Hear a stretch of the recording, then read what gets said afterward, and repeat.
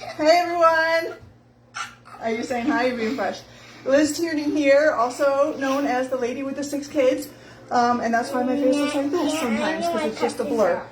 So we're making some codfish tonight. Not yet, babes. And it's super easy and super delicious if you like fish. If you don't like fish, you can do the same thing with chicken, and it will be good that way also. So we have our, hold on, we're going to show this first. We have our codfish, and this is like a lot of codfish because there are a lot of mouths to feed here. So I just sprinkled it with some sea salt. I don't have the actual Pampered Chef one, shh, don't tell. But any kind of sea salt will do, like coarse sea salt. So now we're going to chop up our garlic. Let me do it myself. Hold on, we got to get it all in there. If you have the lid for this, you can chop it right in the lid also. Make sure it's going all the way to the bottom. Okay. I have my pan on the stove right there that's been warming up with, it's about a tablespoon of olive oil and a tablespoon, okay. All right, we're good. And a tablespoon of butter. And now we're just going to saute this garlic up a little bit. Right in there, it is butter and olive oil. Can I do it? No, I'll do this part. So we're just going to saute that up a little bit. And while that's sauteing here, I'm going to show you real quick how easy this is to take apart. If you have one of these and you need a replacement part, like this collar on mine, I've replaced it like 4 times. We sell replacement parts, so make sure to check those out. This comes completely apart. It's all dishwasher safe. These parts come off also to get a nice thorough clean on this thing. You talk to him for a second. I forgot to get a little... So we're just sauteing this up for just a minute or two just to soften the garlic a little bit. I'll get that. Okay, hold on. That's enough. That's enough. All right, now we're actually going to turn the heat off because it's done. And we're going to add a tablespoon of parsley. You can use fresh chopped parsley if you have it, but that's not something that I ever have on hand. So here, you want to sprinkle this on? Sprinkle some parsley on. Yep. There you go. Good job. Now bring that back over here. We're going to sprinkle a lemon. So you get juice from a whole lemon. So we're just going to cut our lemon right in half. And we're going to use our citrus press. I'm having this half. You're going to eat that one. To squeeze this right in there. And it'll just squeeze it right in the pan here with the garlic and parsley. Let me do it. Woo. This is kind of hard to do, okay? And you know, do whatever you do with your compost stuff. But you're gonna eat that one, or you're gonna let me use it? I'll eat it. All right, she's just gonna eat that. Now we're gonna take this away from the heat. That's it, guys. This is it for your codfish, okay? Now we're gonna sprinkle this. It smells amazing, by the way. Can I sprinkle it? We're gonna kind of put it around all over the fish. Hold on a minute. All right, you ready? Yeah. Just go gently because we need to spread it out on the whole thing, okay? I forgot what I was saying with that. This is our non-stick pan, by the way. The handles are removable to go in your oven, and these are dishwasher safe. And for all of you guys who have husbands or children who like to use, metal on your pans and ruin them, they won't ruin these ones. They're metal safe. Like you can use, they won't, your husbands and your sons and whoever will not ruin your pan by using metal on it or by cutting something in it with a knife or whatever. They won't ruin it. Now we're just kind of spread this out just a little bit. I have my oven preheating, by the way, to... Can I do it? No, let me do this part. I'm going to need your help crushing these up. Like this? Yeah, scoot yourself over this way a little bit. We have to crush those all up. So 400 degrees my oven has been preheating to. So you see how I kind of just spread this all around the fish, okay? And then this is just some Ritz crackers, okay? I'm telling you guys, this is the easiest fish dish in the world, and it is so delicious. We're just crumbling up, crushing up. If you have a food processor and here, you can do this one. And you like it to be really fine, you can use your food processor, but we don't like it all that like crumb-like, we like it a little bit, some pieces like that, some a little bit bigger. Also, if you notice on my stove there, I have another pan heating up, and that's going to be for our super easy side dish, which is going to be some delicious sauteed broccoli. So this is starting to come out. It's okay. Just crumble it up. They have to be crushed up nice and small. So don't dump it in there yet. It has to be crushed up nice and small, okay? You do it. Don't put out the big pieces in there, okay? And you can use, like I've used other crackers in a pinch or even breadcrumbs, but I'm telling you, it's just not the same as the Ritz crackers, guys. Oh my goodness gracious. What is happening here? All right, crush them up some more so we don't get any whole crackers in here, okay?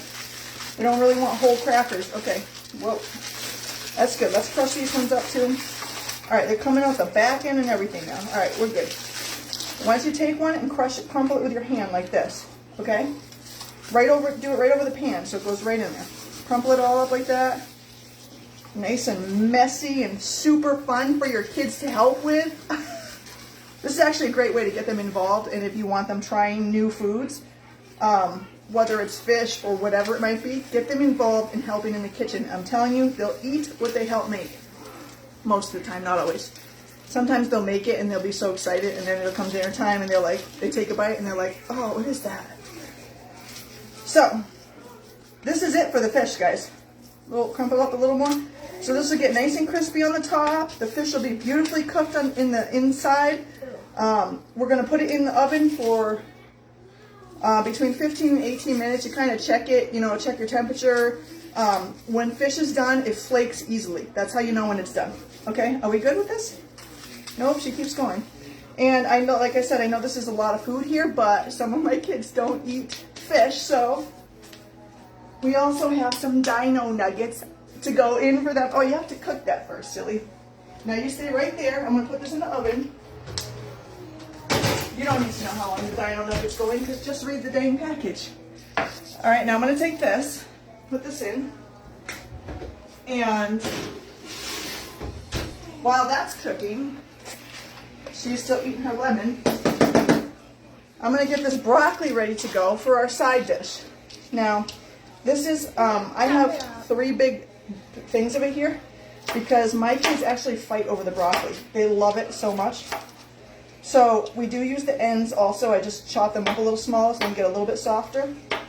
And I'm using our coated chef's knife to cut them up. And whoop, got that one too, so we'll just cut him up some more. The coated chef's knives and the coated knives are amazing. They're super duper ridiculously sharp.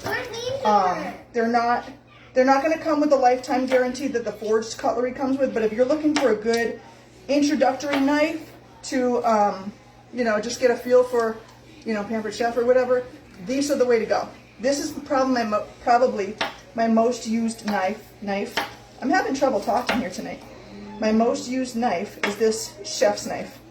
The coated bread knife too is amazing. It's not going to smush your bread when you're cutting your bread up. These are really great knives to have.